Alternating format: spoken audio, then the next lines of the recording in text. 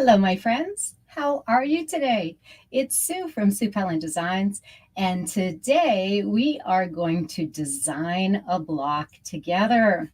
I love doing rotary cut applique. I like cutting out my applique shapes with my rotary cutter, completing it with Misty Fuse on the back of that fabric so we can fuse our applique and we can design applique blocks in no time, stitch them up with a blanket stitch on our sewing machine, and be on our way to making beautiful quilts in a fraction of the time of traditional applique methods.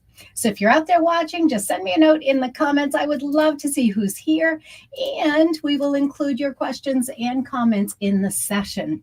So as I'm designing a block today, you're going to start with me from scratch. This is an idea I had years ago to make into a pieced and applique block, and I want to do this right along with you. I just returned from San Antonio, 1 o'clock in the morning. I got home from visiting my family in San Antonio, Texas. And once again, I was reminded of this block that I've been wanting to make forever now. So there's no time like the present.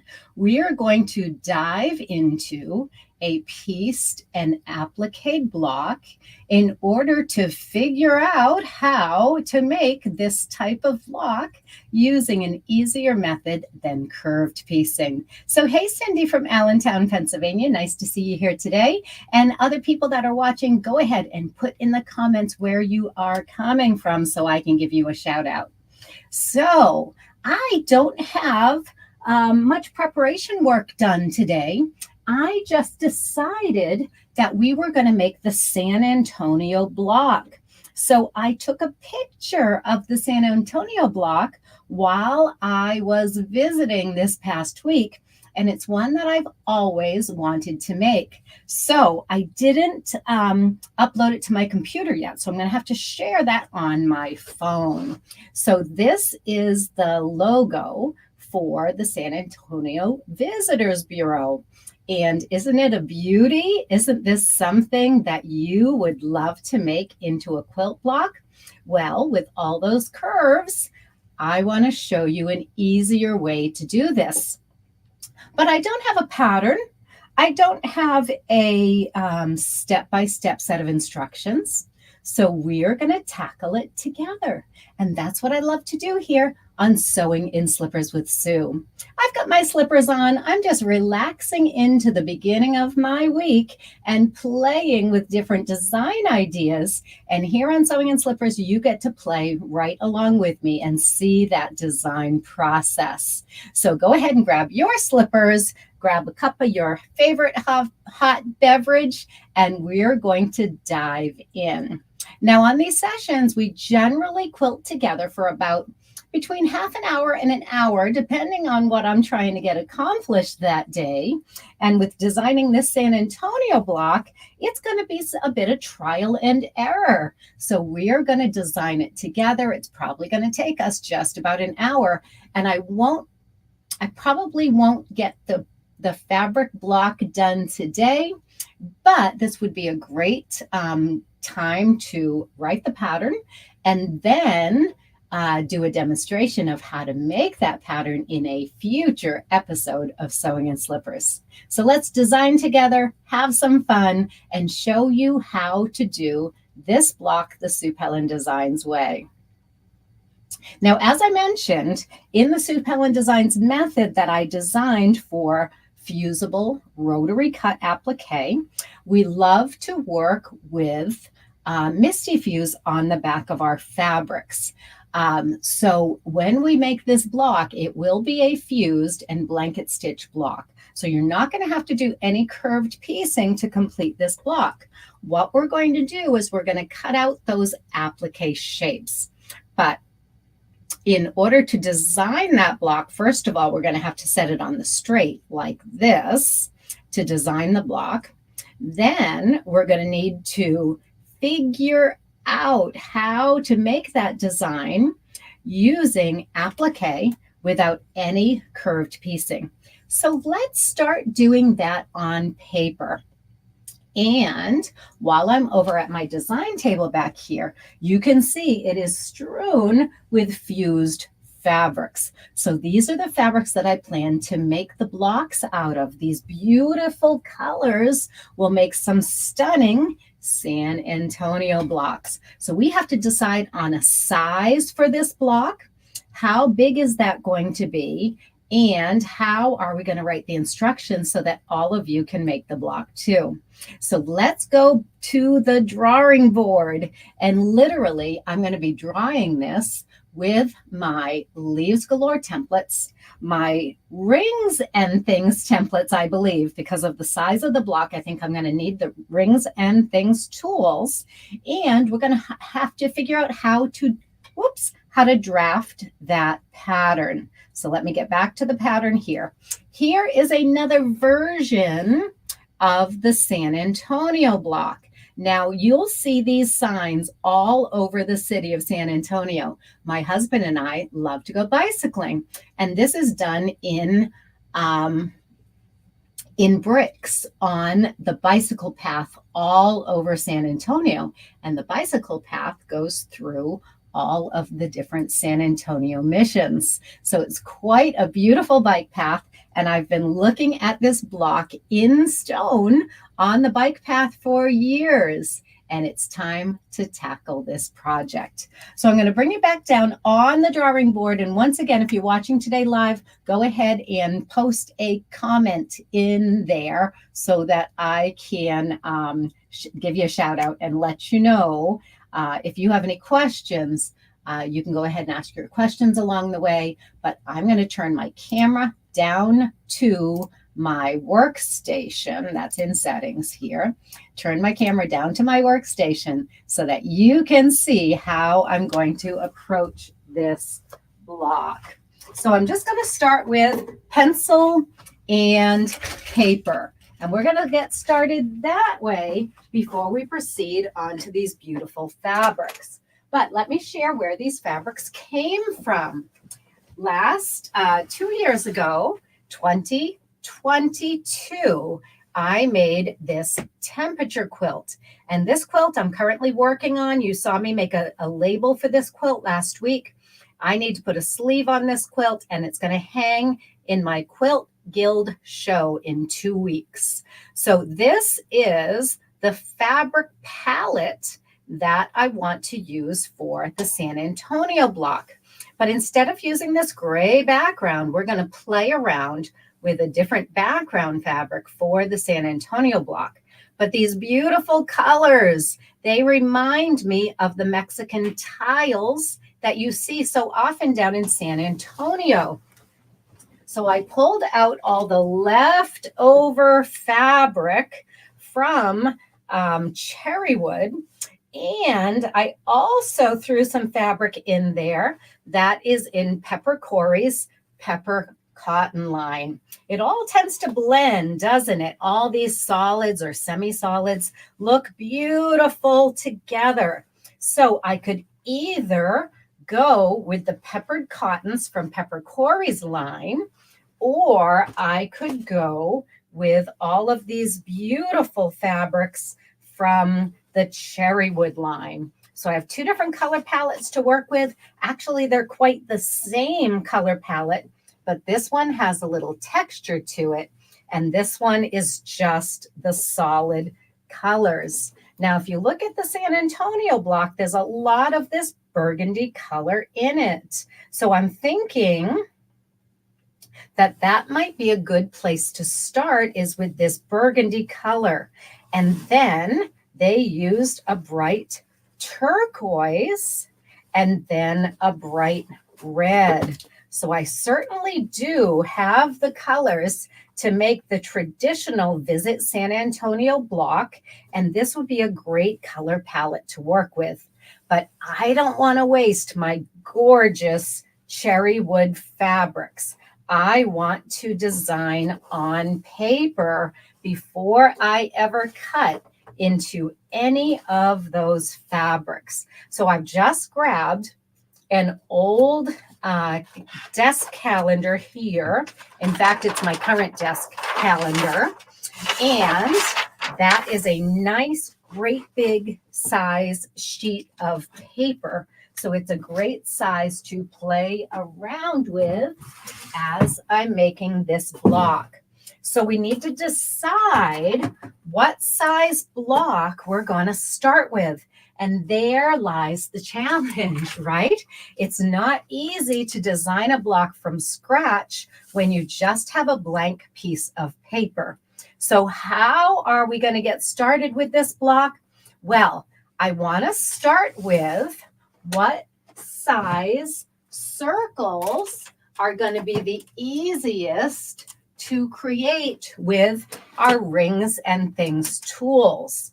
Or should we be using our hearts and more tools for those circles? Well, the answer is you could work with any of the tools that have circles, and you could make this block teeny, teeny, tiny with our smallest circles, or you could go right up to these great big, this is a 9-inch circle, or a 7-inch circle. So just using my gut, my intuition here, I want to start with this 7-inch circle and see if that might be a good size for the side of that San Antonio block. Well, you don't need full circles for that block. We're going to start off with a half circle. So half of a 7-inch circle, that's going to fit, that's 3.5 inches across. So if I want to put that on a background, it has to be at least 4 inches, maybe even bigger. But I'm going to start with a line up here, 4 inches away from this line. And that's going to give me a 1/2 inch between my 7-inch half circle. So it's 3.5 inches across here, 3.5. Then I'm going to add another 1/2 inch. So this whole piece right here is going to be finished at 4 inches. So that means I'm going to have to cut that strip at 4.5 inches. Now, there's going to be a lot of math today. And if math is not your thing, no worries. We are just playing today. We don't have to do any math if you don't want to. I'm playing to show you my method of figuring this out. You don't have to do the math because I'm going to do it for you. And eventually, this will be made into a pattern. So right now, you are pattern designing with me. We're going to figure this out together. So if I have a half circle that's 7 inches across this way, that's a 7-inch half circle, then I want to make that San Antonio block. And I'm going to see if I can keep it here up on my screen. It doesn't want to stay, but here we are. We want to make that San Antonio block. Here is our half circle, and then it juts out a little bit to make the square that that half circle sits on. So I've jutted out just a little bit. This is 1 inch, and I'm going to base this half circle on a 9-inch square. I'm going to center the half circle on a 9-inch square. So let's see what that looks like. Let's draw the sides of our square. And there we go. We're at 9 inches on my ruler. So I'm going to draw that 9-inch square. That's going to be to right here. I think this is just going to fit on our paper. I may need to go get a bigger piece of paper. So if I turn my ruler around so that 1 and 1 is on this corner, I'll be able to find the 9-inch line this way and the 9-inch line this way and complete that square. So let's go ahead and complete that square.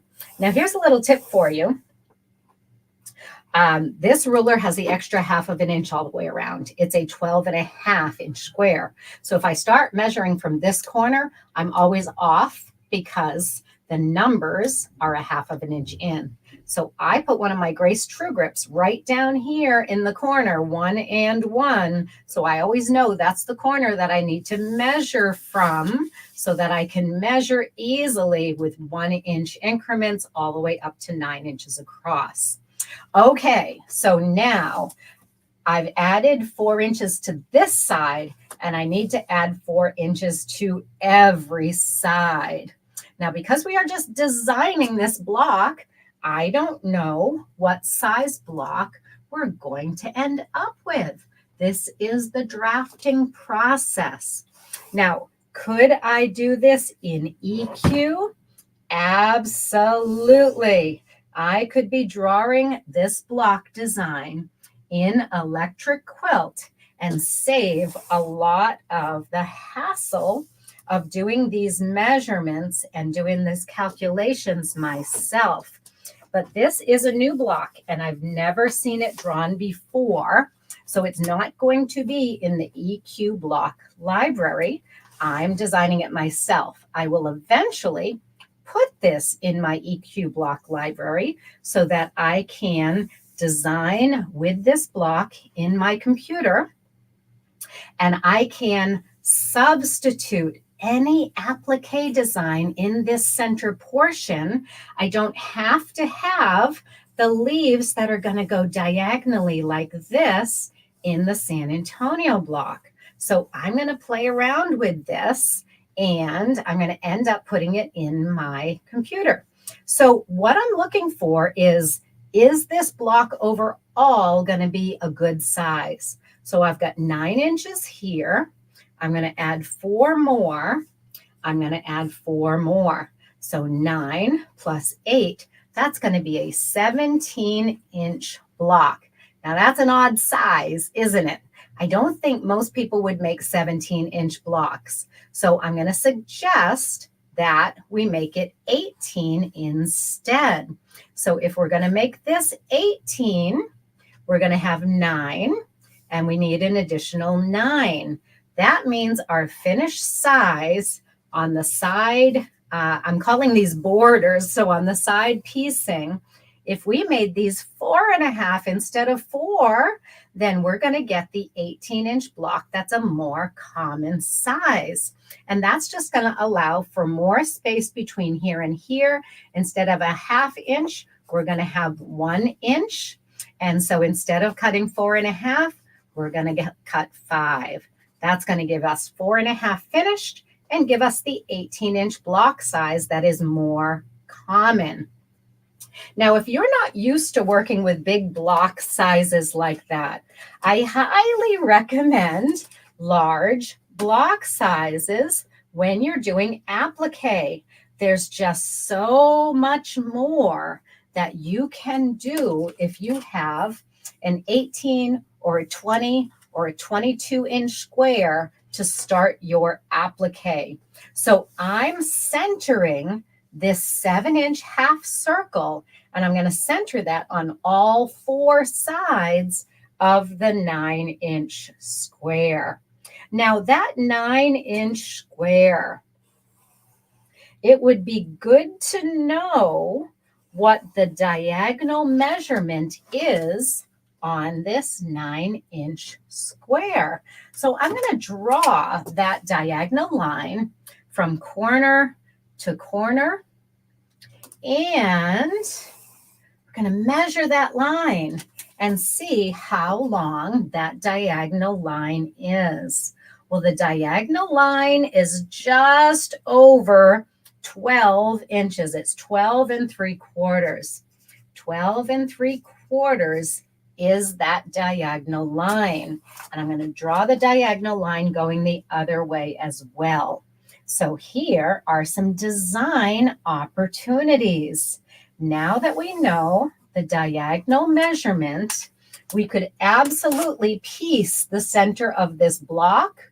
If you loved piece quilts, you could do that. But I'm going to applique the center of this block. So what applique leaf shape would fit on the 12 3/4 diagonal? Well, that's easy. We can simply fill it with a 6 inch melon shape, or we could go one step smaller and we can use our 5-inch melon shape to fill the center of that block. Now I have some ideas that I want more of this background block to show just like it does in the original San Antonio block. So let me get that picture up again. Okay, the leaves don't go all the way to the corner. They are set back from the corner. And I think that 5-inch is going to be perfect as the setback from the corner. So I'm going to draw a serpentine line going in and out. And now I'm going to move my tool down by one full leaf shape. And I'm going to draw that serpentine line going in and out again. It's going to cross over right in the center of the block at the letter I on my tool. The letter I on my tool is the inflection point. That's where the curve changes from a concave curve to a convex curve, right there at the letter I on my tool. So I love that letter I on the tool. It tells me where the end of one leaf is and the beginning of the second leaf. So let's do that in this direction as well. I'm putting that letter I right on my diagonal line, and then I'm putting my centering line down through the 5-inch curve right on my centering line. So I'm going to draw one serpentine here, and then I'm going to, whoops, that didn't draw very well. I need a new tip on my pencil. I should have sharpened my pencil before I got started here. All right, we're going to do one this way, and then we're going to take our tool, we're going to slide it down by one full leaf shape, and we're going to draw the second half of that leaf shape. So we have a great start here to our San Antonio block. We're going to have 4 half circles. Then we're going to have a big 9-inch square. And then we're going to have our pieced block this way. So let's draw in some more lines to make this easy to piece. If I go all the way across here and put a seam line right here, and then I come down this way and I put a seam line down here, then I know what the finished size of this rectangle is going to be. I'm going to cut it at 5 inches, not 4.5. I want a little bit more space here. So I'm going to have an extra inch here. So I'm going to go ahead and that'll be 1.5 inches out there. Okay, so I'm going to go ahead and I'm going to cut this piece at 5 inches by 9 inches, but I need the seam allowance. It's going to be 9.5. So 5 inches by 9.5 for these side pieces. And then this piece is going to go all the way across. I could put a corner square in here. That might be a nice way to do it. And you might choose to do it that way. Or because this color and this color are the same, I'm going to eliminate that seam line. So this is going to be the 9.5 plus 5 and 5. This is going to be, let's see, I'm going to finish up at 18. So it's going to finish up at, it's going to be cut at 18.5. This 9 is the finished size. So I have to cut this center block at 9.5 inches. So if I cut the center block at 9.5 inches, it'll finish at 9. Okay. When this finishes at 9, then this piece right here has to be cut at 9.5. This piece is going to finish up. The finished size is 9 inches by 4.5 inches. Is that right? 9? No, it's going to finish up at 4.5. So it's going to be cut at 5. Okay, now we have all of our dimensions. This piece finishes at 9 by 4.5. We need to cut it at 9.5 by 5. This piece here is going to be cut at 9.5 inches. And this end piece that's going to go all the way down, we are going to cut that at 18.5, and that's going to be by 5. So now we know all the design elements. We have a square in the middle. That square can be appliqued, and we can applique that piece in the middle before we add on these side panels. But before we add on these side panels, we're going to make an applique half circle on that side panel. So I tell you what, I think we have time to get started with our fabric. And that way, next time we can have a cloth sample and we can do the applique right on that cloth sample. So let's get started. I'm going to pick out some colors and we're going to get started cutting out these different shapes. So I've decided, since I have a huge collection of Tim Holtz fabrics, this is my collection of Tim Holtz fabrics, that as long as I have 9.5 inches of any one of these fabrics, I can use that for the basis of my San Antonio block. So let's look through these pieces and see what I have that is 9.5 inches.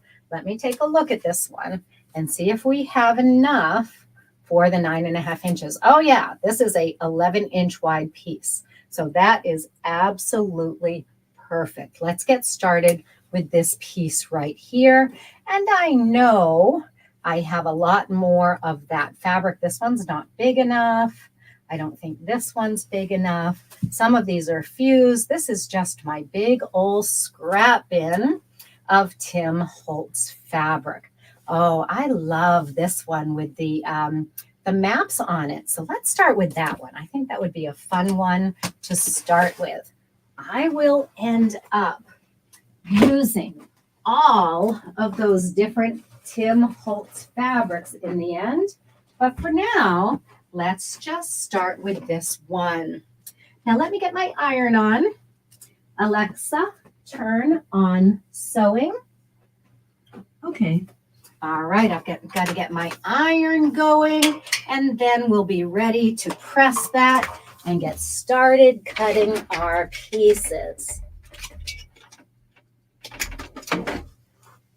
Okay, so I want to transfer my my workstation here. Let's get rid of the paper. I'm going to keep this as a reference, but let's start working with our actual fabrics. So I've got a pressing mat here. Let's start here and let's press out some of these scraps of leftover fabrics that I have. Now I know that these are all washed. How can I tell? Well, they're raggy on the edges, right? They're all messy on those edges. How else do I know that this is washed? Because it's in my stash. I make sure that no matter what fabric I have in my stash, I've already put this through the washer and it is ready for me to play. I don't let any fabric enter my stash until it's been washed, and that way I know exactly where that fabric has been and what it's ready for. This fabric is ready for piecing and applique. I just need to smooth it out because it's been in that bin for ages now, and we want to give it a nice good press. Okay, let's think about this fabric and what fabric is going to go with this fabric. We have so many choices, but remember that San Antonio block used the red, it used the teal, and it used the burgundy. Don't those colors look amazing on this Tim Holtz background fabric? So I think we're going to get started right with this combination of colors. So the center block, the center square is going to be this color, and my background fabric, the fabric that the square is going to sit on, is going to be the Tim Holtz fabric. Okay, so we're going to be cutting our bordering pieces out of the Tim Holtz fabric. We're going to be cutting our applique half circles out of this fabric, and we're going to be cutting that 9.5 inch square out of this fabric as well. Well, that's a good thing. I haven't fused this fabric yet because I'm going to need one piece of fused fabric and one piece of unfused fabric. So that is going to be one of the criteria for picking my colors for the San Antonio block. I have to have some fabric that's not yet fused, and I'm going to need to fuse some of that fabric also. So you're going to get to see me fusing some of this fabric with the Misty Fuse after I cut out that 9.5 inch square. So I'm just pressing this fabric up here. And so this fabric is only going to be the background.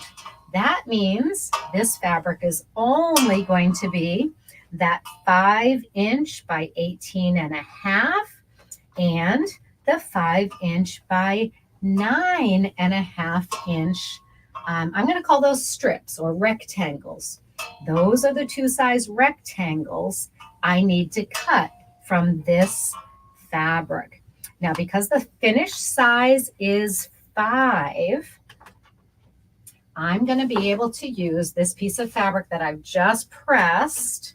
And I'm going to just tear that at around, I need 18.5. So I'm going to make that a little bit bigger. And then I'm going to tear it just to give me a piece to work with. I am not going to tear my fabrics for the finished sizes. So I'm going to fold my fabric. I need to cut 18.5, and I'm working on a tiny little mat here. So in order to do that, I'm going to go ahead and use my my fabric folded so I can get the full 18.5, just like this. Okay, now I like to move my board around and not my fabric. That's going to keep everything lined up without moving the fabric and messing up those edges. Now I'm going to go ahead and cut 5 inches across. There's my 5 inches across. Make sure that this line is straight also. I'm going to need one of those. I'm going to need a second one. So I don't have enough fabric pressed yet, because those are going to be my 18.5 inch long pieces. Now I need my 9.5 inch pieces. Half of 18.5 is 9.5. So let's go ahead and cut these across so that they are at the exact right finished length. 18.5. Oh, no, I'm sorry. 9.25 would be 18.5, right? 9.25. So I cut that other one too big. Let's cut that at 9.25. And I'm going to recut this one at 9.25. Remember, I said math was not my forte. I make mistakes on math all the time, but that's why we do a trial run here. This is why I'm not writing the pattern before I make the pattern. Now I need a little bit more of that fabric. Let's press that out again and make sure I have exactly what I need for those other pieces. So where did that fabric go? I always throw stuff over the back of my table here. Thinking I was done with it, I threw it right over the back of the table. And now we need a little bit more pressed and ready to go for the other two pieces that are 5 inches by 9.5. So some people might wonder, am I cutting this on the straight grain of the fabric? Which grain of the fabric am I going to use? Well, I like to either cut on the cross grain or the straight grain. The tighter weave is on your straight grain. That's along your selvage. There's no stretch along that selvage. If you cut your long pieces along this way, there's a little bit of stretch. And everybody knows if you cut on the diagonal, you're going to get the most amount of stretch.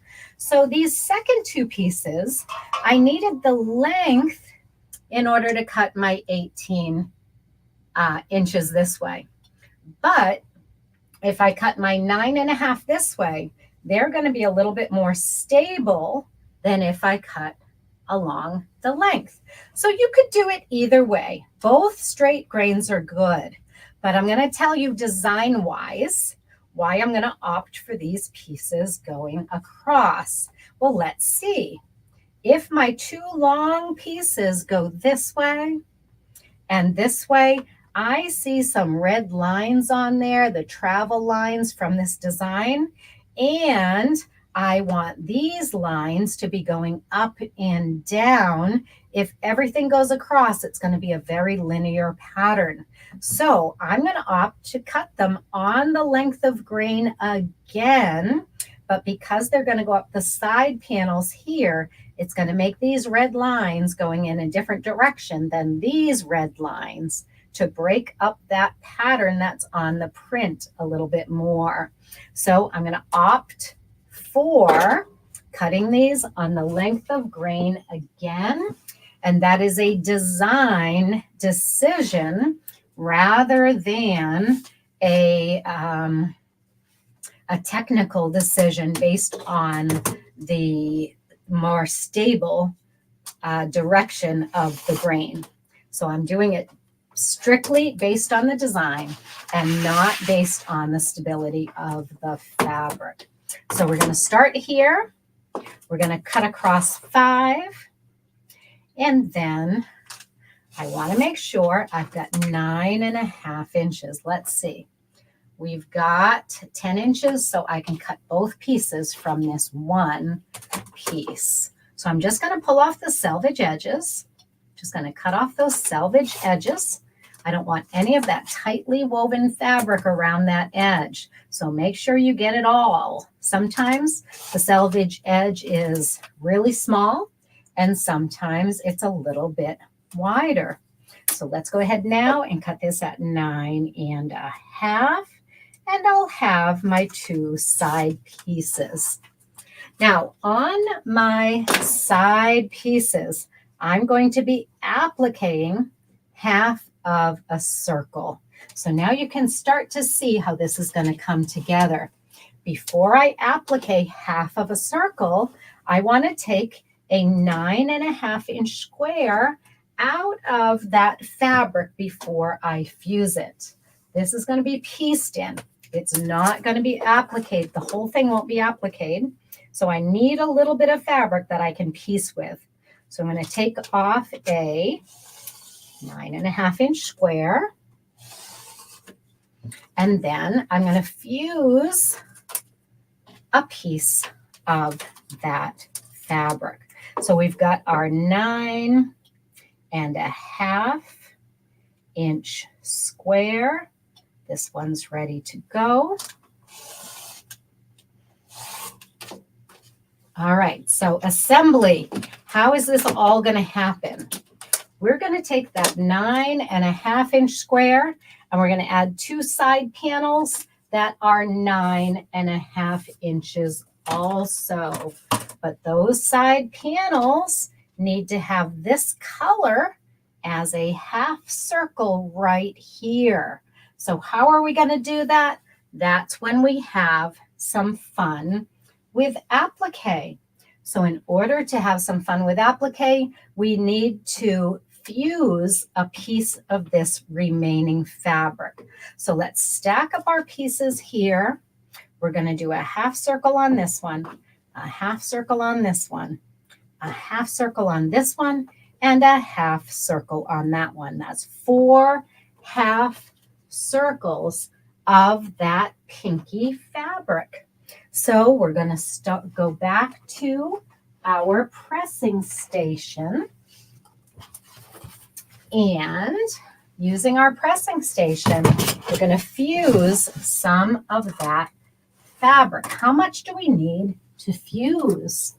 Well, let's take our fabric and fold it and see how many half circles we can get out of that piece. That is just enough to get 2 half circles. And then if I cut it right about here, I'll be able to get 4 half circles. So let me see, we're going to go ahead and cut it right about here at that fold. That'll be a great size piece of fabric to work with. Did you see what I just did there? Once again, I ripped my fabric. Now, do I often rip my fabric? Not really. I rip my fabric when I'm getting a rough cut just for fusing or even for piecing to get a rough cut. And then I'll go back in and straighten out those edges with a real cut that's exactly the right size. Now, in order to fuse my fabric, I'm going to need my applique pressing sheet. Here we go. And let's grab an applique pressing sheet. I only need one this time. So let me get rid of my second one. I'm going to make sure it's clean. I don't want any fusible web left on that sheet, or it could get on the pretty side of my next fabric. So I'm going to take my handy dandy kitchen scrubby and just make sure that this is clean. Now I want to fuse this whole piece. Now Misty Fuse comes in a 12-inch wide roll. That's the way that I purchased my Misty Fuse. That 12-inch wide roll is perfect for just about any size that you need to fuse. I'm just going to lay it across this way and cut off the excess, cut it to the right size. Now, when you're doing this, I want you to be careful of your applique pressing sheet. You don't want to cut through that applique pressing sheet, so just be really careful when you're cutting on top of the sheet that you're not cutting through that sheet. So we're cutting the Misty Fuse roughly to the right size. It doesn't need to be perfect. And then we're going to take that piece and match it up on the edges of the fabric. It can overlap here a little bit in the middle. I've even got a little bit of excess out here. I've got a little excess at the top. You could trim that up so it doesn't end up on your sheet. I'm going to ignore it for now. I'm going to press that Misty Fuse down with my applique pressing sheet. And that's going to make a nice, smooth, solid coating of the fusible on the back side of the fabric. Now, this fabric happens to be a beautiful cherry wood, hand-dyed fabric. Both sides are the same. It doesn't matter which side you put the fusible on, but you need to be able to see that fusible on the back of the fabric. And that's why I put it on with an applique pressing sheet. That pressing sheet leaves you with a shiny surface of fusible on the back of your fabric. Now, in the real world, I would be letting this fabric cool for at least 15 minutes before using it. But I don't have the luxury of having that kind of time today when we're just doing a quick demo here on the show. So I'm going to take that fabric that was just fused. I need to be able to cut out 2 half circles from this fabric. So I'm going to cut it across at the 4-inch mark, just like that. I'm going to put all of these fabrics fusible side down. So fusible side down, fusible side down. I'm going to cut 2 more pieces at that 4-inch mark. Fusible sides are both ways right now because I folded it, but I'm going to put all 4 fabrics fusible side down. This one, fusible side down. All 4 fabrics are now fusible side down. So I need to find my 7-inch rings and things tool. Now here is the secret, ladies and gentlemen. We are going to put the dashed 1/4-inch line down here on the edge of our fabric. That's going to give us an extra 1/4 of an inch that's going to be sewn into the seam allowance on our block. So there we go. We've got the 1/4 of an inch line, and then we're going to cut our half circles. Now the half circles, because you're cutting curves, we have to cut with a 28mm rotary cutter. I'm testing out this new brand of rotary cutter. Generally, I use the Olfa rotary cutter, but some of our students are having a little trouble with the narrow handle. So this Zoid one is a little bit heftier. Some people like this a little bit better in the feel of it on your hands. So here we go. We have half circles plus a 1/4 of an inch. So what we're going to do now is we're going to center those half circles onto our background fabrics. So we'll need our pressing surface again. How are we going to center the half circles on our background fabric? Well, we're simply going to fold these pieces in half, mark a centering line, fold this in half, mark our centering line, and then we're going to line up those 2 together. So I need to press these to fuse these 2 together with my circles centered on my rectangles. And I'm going to come back to you after I've got these sewn. So let me lay this out for you so you can see the beginnings of our San Antonio block. Then I'm going to need to do my blanket stitching around these half circles before we proceed next week to finish up our San Antonio block. So I'm going to leave you right here with a look at how this San Antonio block comes together once I have these half circles centered, fused, and stitched. So there you have it. That is the start of our San Antonio block. I'm going to just show you on my screen one more time what that block looks like in the San Antonio brochure.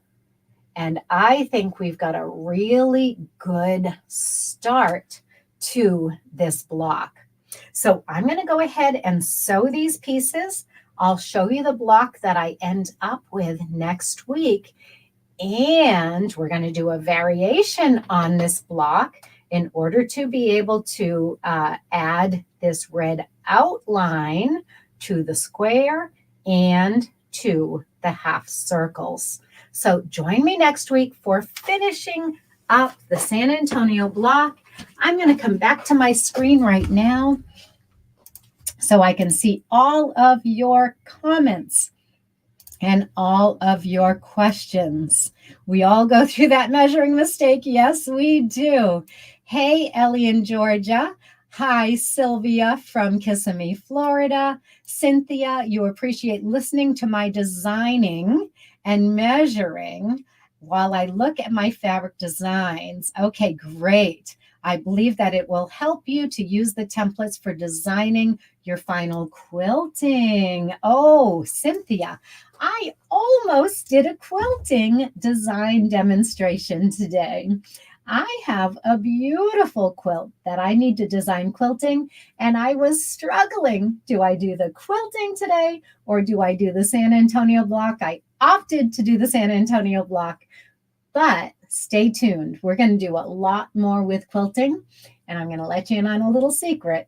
I am getting an 18-inch handy quilter long arm machine, so I'm going to be spending a lot of time designing quilting designs with my rulers. So stay tuned for that for future episodes of Sewing in Slippers with Sue. All right, let's see. You're welcome, Cynthia. So glad. Now, wonderful. You think that's a pretty block. And good morning, Mary Pop. So nice to see you. Yeah, it's a great starting point. I love that San Antonio block. That's going to be a great starting point for some applique designs. I love that background shape. I think it's going to be lovely to use that shape to highlight smaller quilting designs. And I love the idea of playing with that as my background palette, as my background canvas for designing applique. So stay tuned. I plan to design a lot more applique blocks with some piecing in the background. We're going to have some fun this year with some piecing and some applique. I hope you'll join me every Tuesday at 11 o'clock Eastern Time for Sewing in Slippers with Sue. You get to design with me. You get to see what is on my mind, what inspiration I have, whether it's from a city tourism sign or from another quilt. Whatever is exciting me that day, you're going to get to see how that translates into quilting designs or applique designs for my applique quilts. Until next time, I'm Sue Pelland. I hope you'll join me next week on Sewing in Slippers with Sue. In the meantime, happy applique. I hope you have a great time making your own applique quilts. Bye for now.